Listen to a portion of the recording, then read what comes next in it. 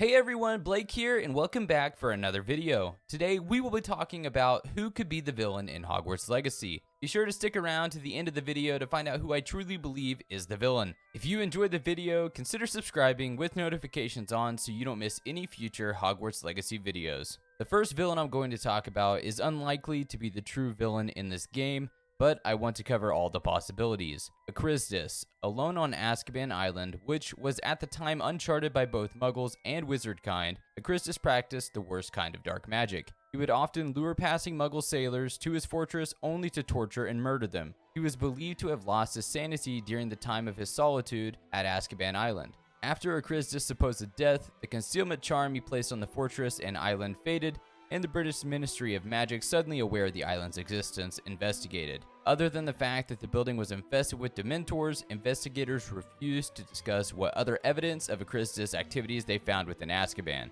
Christus was a 15th century dark wizard. Although the average life for a wizard is around 100 years or so, I'm sure all the dark magic he was practicing there is a possible chance that he could still be alive during the 1800s. Next, I want to talk about not a person exactly, but rather an item. The Elder Wand.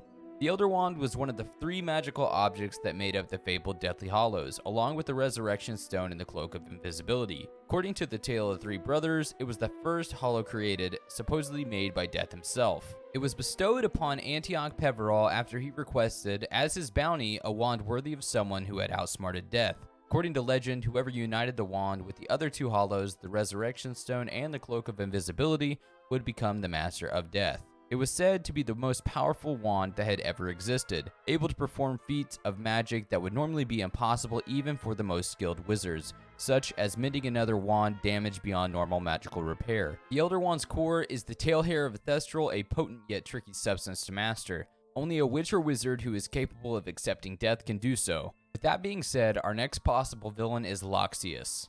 Loxias became master of the Elder Wand following his defeat of Barnabas Deveril. Loxias gave it the name the Deathstick and used it against anyone who displeased him. It is unknown who defeated and or if he was ever killed, as according to Dumbledore, many claim to have finished him off, including Loxias' own mother.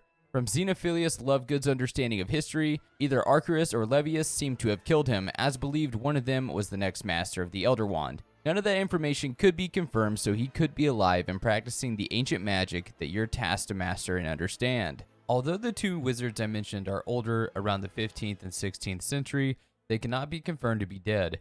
So with the power they possess, they may be able to be alive to terrorize the wizarding world once again. I don't really think it'll be either of the wizards mentioned, but there is a possibility. Now let's talk about a very likely villain that we could be seeing in Hogwarts Legacy, Purpo the Foul. Purpo the Foul was an ancient Greek dark wizard infamous for being a pioneer in the field of the dark arts, becoming the first known wizard to create the basilisk in addition to the first known Horcrux. A Parselmouth, he is one of the earliest known dark wizards, and his work is still an lasting aspect of the dark magic to date. For his depravity, he was featured on a chocolate frog card. Although he was from Greece, he had ties to the area of Hogwarts, rumored being a distant ancestor of Salazar Slytherin. It is unknown when or under what circumstances Purpo the Foul died, or if his Horcrux was destroyed. If his Horcrux was never destroyed, it is possible that he is still alive in the series, possibly as a wandering soul, in the state that Horace Slughorn described as being worse than death. It could be possible that he has regained a human form for this game, just like Voldemort in the stories we know. As long as his Horcrux still exists, it is always a possibility that this could be our villain in Hogwarts Legacy. I got a comment on one of my last videos mentioning something I had never even thought about.